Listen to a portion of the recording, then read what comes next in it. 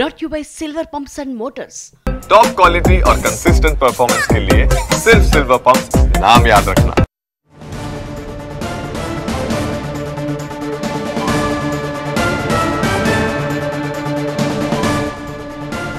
Rescue టీంలు 6 గంటలకే spot కు చేరుకున్నాయన్నారు పొన్నం ప్రభాకర్. నిమిషం కూడా జాప్యం లేకుండా అందరూ అధికారులు కూడా స్పందించారని, ఇది ప్రమాదం, దుర్ఘటనపై రాజకీయాలు వద్దు అంటున్నారు ఆయన.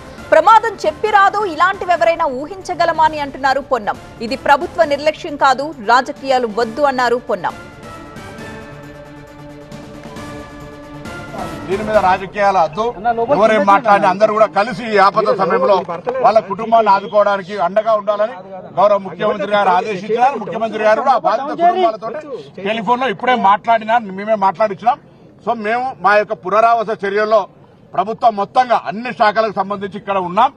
ఆ బాధిత చనిపోయినటువంటి వాళ్ళకి సంబంధించి కానీ మిగతా అన్ని రకాల చర్యలు తీసుకోవడం. నా బిజినెస్ కి జిఎస్టీ నోటీస్ వచ్చింది, ఇప్పుడు ఏం చేయాలో అర్థం కావట్లేదు. ఇప్పుడే ఒక జిఎస్టీ ఎక్స్పర్ట్ తో మాట్లాడు. ఇప్పటికిప్పుడు జిఎస్టీ ఎక్స్పర్ట్ అంటే ఎక్కడ దొరుకుతారు? బాస్ వాలా బీ ద బాస్. ఎవరైనా మాట్లాడుంటే వాళ్ళు మళ్ళీ పునరాలోచన చేసుకుని చెప్తారు, I don't want do politics. మేము మా ప్రభుత్వం తరఫున ఐఏ అధికారి కూడా ఒక నిమిషం జాప్యం లేకుండా స్పందించినారు. అది ప్రమాదం, మా బాధ్యత.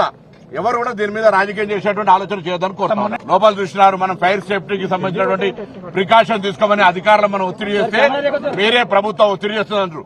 ఈ సందర్భంగా ఒకటే కోరుతా ఉన్నాం, ఫైర్ కు సంబంధించి అన్ని రకాల అది సంస్థలు, విద్యా సంస్థలు కావచ్చు, ఆసుపత్రులు కావచ్చు, రెసిడెన్షియల్ లొకాలిటీలు కావచ్చు, మార్కెట్ షాపింగ్ కాంప్లెక్స్ కావచ్చు, ప్రమాదం చెప్పి రాదు. ప్రమాదానికి సంబంధించినటువంటి ఫైర్ సేఫ్టీ అందరూ తీసుకోవాలని కోరుతా ఉన్నాం. మనం దాని తర్వాత స్పెషల్ డ్రైవ్ కూడా చేయడానికి ప్రభుత్వం నిర్ణయం తీసుకుంటుంది.